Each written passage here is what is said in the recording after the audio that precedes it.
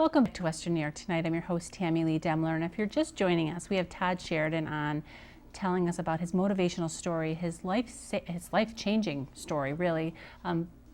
Actually a cancer survivor, but more importantly, a motivation to others. So he's joining us tonight on this very busy night, I'm sure, for him, as he's not out and about. He's here with us tonight, Todd Sheridan. And I said on the third segment we're going to have Bob Comfer joining us. I'm pressuring him because he's in the audience right now, but he will be joining us on the third segment to talk a little bit about collaboration and the opportunities to promote this very worthy cause. So thank you again for being here with us tonight.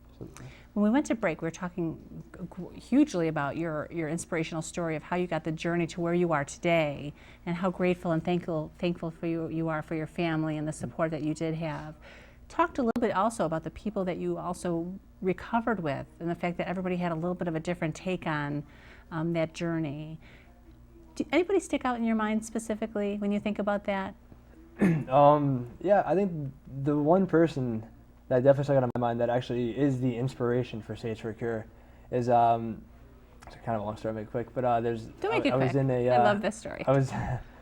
You're in the waiting room, there's a basic waiting room, and then they call your name, then you go into another waiting room at radiation, which was, I had to go, we went every day, and it was somewhere around 20 minutes. It was actually kind of, I had a face mask that they had to put on. They actually strap you down to a table for 20 minutes. So the first time was actually kind of scary. But I'm in the second waiting room now, and there's a father in there. He has no hair, so I assume, oh, he's the cancer patient. And there's a cute little girl there with him. I was like, oh, that's awesome that this girl is supporting your father. And then I don't know, we wait for 5 minutes, and then they call a name, and I wasn't really listening, and then she gets up and walks out the room, and I think that right there was the moment that was the only time, truthfully, that I broke down at all during the entire process. I couldn't believe that an innocent, I don't know, I think she was probably 6 or 7 years old. I even remember she was wearing a Mia Hamm jersey. And she walked out with a smile on her face, and she was going through like her last week of radiation, which means like that's like pretty much as sick as you're going to get from it is your last week. And the thoughts were going through my head, like what could she have possibly done? I mean, I know from my case, I had a smoking cancer, is what it was called, but I'm actually allergic to tobacco. I've never touched any kind of tobacco in my entire life. Interesting. And but I mean, I knew this little girl, couldn't have done anything for what she had, and she is definitely in my head constantly. I wish I knew if anything, I'm hoping she's okay. And she might be watching tonight. You never know. But yeah, I think that she is the one that sticks out in my mind. Yeah. She's definitely my inspiration for all of us.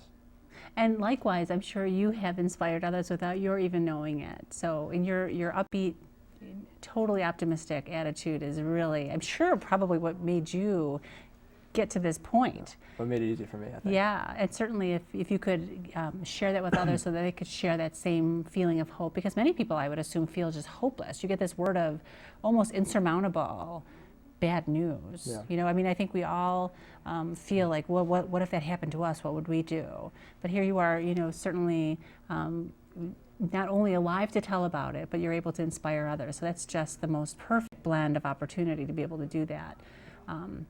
I'm glad that you're where you are, and you're feeling as though your recovery is, right where it needs to be. Now, what are your follow-ups? Do you have? Yeah, actually, I have my third year remission. Almost, not really almost, but it's May 23rd this year, and I have 2 appointments in a week over my spring break.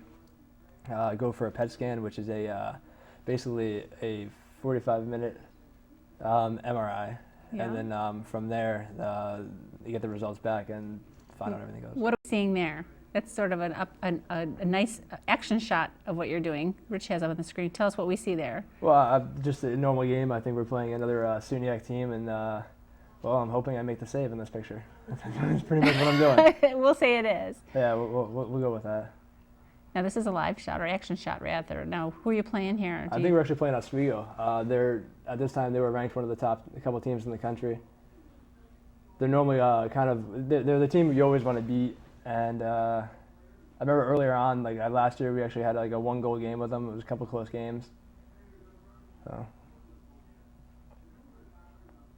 it's fast moving, and so I would imagine that your stamina. Were you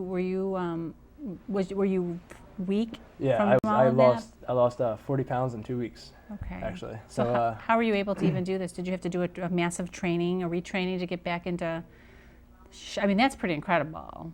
Yeah, I mean, I got back into something resembling shape, but luckily as a goalie, I don't have to skate up and down the ice that many times. Yeah, but you get Yeah, you get beat up a lot. You get beat up a lot. shot up by everybody else. And I have to wear like a couple extra things on my neck to make sure I don't get hit because I don't have. I'm missing a muscle covering my carotid artery, so. So you gotta be extra careful. Extra careful.